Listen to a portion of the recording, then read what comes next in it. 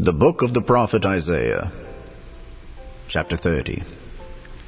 Woe to the rebellious children, saith the Lord, that take counsel, but not of me, and that cover with a covering, but not of my spirit, that they may add sin to sin. That walk to go down into Egypt, and have not asked at my mouth, to strengthen themselves in the strength of Pharaoh, and to trust in the shadow of Egypt. Therefore shall the strength of Pharaoh be your shame, and the trust in the shadow of Egypt your confusion. For his princes were at Zoan, and his ambassadors came to Hanes.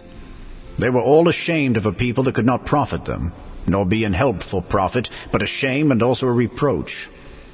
The burden of the beasts of the south, into the land of trouble and anguish, from whence come the young and old lion, the viper, and the fiery flying serpent.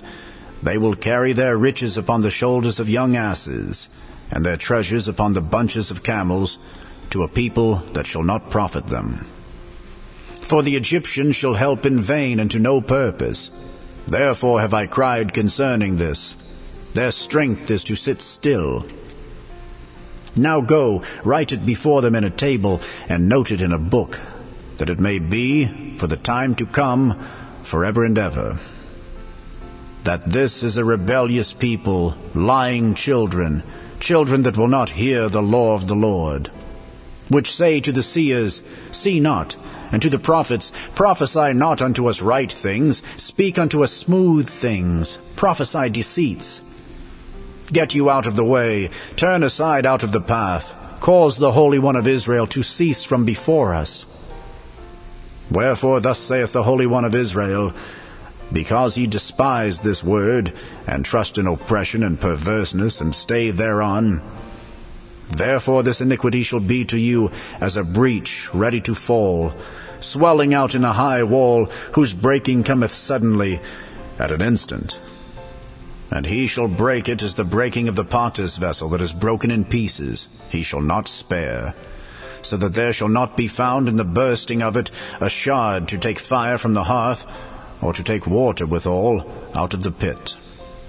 For thus saith the Lord God, the Holy One of Israel, In returning and rest shall ye be saved, in quietness and in confidence shall be your strength. And ye would not. But ye said, No, for we will flee upon horses. Therefore shall ye flee. And we will ride upon the swift.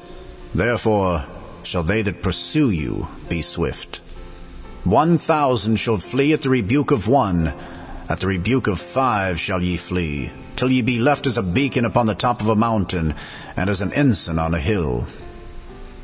And therefore will the Lord wait, that he may be gracious unto you, and therefore will he be exalted, that he may have mercy upon you. For the Lord is a God of judgment. Blessed are all they that wait for him. For the people shall dwell in Zion at Jerusalem, thou shalt weep no more. He will be very gracious unto thee at the voice of thy cry. When he shall hear it, he will answer thee. And though the Lord give you the bread of adversity, and the water of affliction, yet shall not thy teachers be removed into a corner any more, but thine eyes shall see thy teachers. And thine ears shall hear a word behind thee, saying, This is the way, walk ye in it. When ye turn to the right hand, and when ye turn to the left. Ye shall defile also the covering of thy graven images of silver, and the ornament of thy molten images of gold.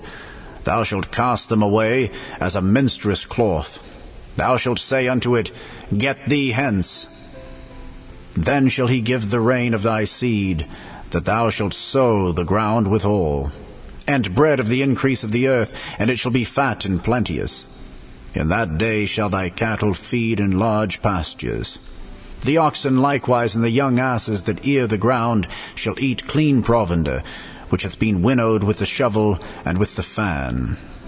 And there shall be upon every high mountain and upon every high hill rivers and streams of waters in the day of the great slaughter, when the towers fall.